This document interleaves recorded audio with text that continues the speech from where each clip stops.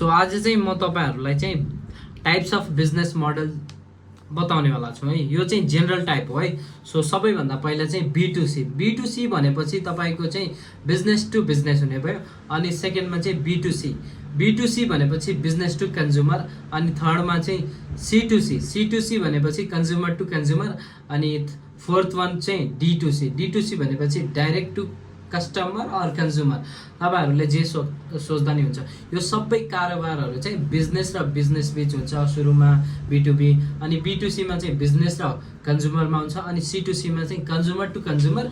अनि D2C मा चाहिँ डाइरेक्ट टु कस्टमर भने अब यो चाहिँ कस्तो भन्दाखेरि अब तपाईहरुले बिजनेस टु बिजनेस अब केही पार्ट पूर्जाहरु जस्तै अब केही सेमिकन्डक्टर केही कम्पनी छ भने अब एउटा बिजनेसले अर्को बिजनेसलाई सेल गर्ने, अर्को बिजनेसले अर्को बिजनेसबाट परचेज गर्ने, यो भइहाल्यो।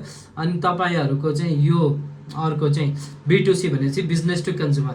बिजनेसले चाहिँ कन्ज्युमरलाई चाहिँ बेच्छ हैन। सो C2C भनेपछि तपाईको यो सेकेन्ड ह्यान्ड एपहरु त्यो अरु हुन्छ नि। जस्तै इन्डियामा चाहिँ अहिले जस्तै ओला हैन सरी OLX छ हैन, जसमा चाहिँ अब एउटा कन्ज्युमरले चाहिँ अर्को कन्ज्युमरसँग डाइरेक्टली इन्टरेक्ट गरेर चाहिँ सामानहरु अब एक्सचेन्ज गर्छ हैन आफ्नो। अनि D2C भनेपछि डाइरेक्ट टु कस्टमर। डाइरेक्ट तपाईले त्यति बेलै प्रोडक्सन गरेर त्यति बेलै कस्टमरलाई चाहिँ सेल गरिदिने, यो चाहिँ डाइरेक्ट हुन्छ है। यो चाहिँ फ्याक्ट्री जस्तो केसमा हुन्छ। सो तपाईहरुलाई कस्तो लाग्यो यो मैले गरेको एक्सप्लेनेसन?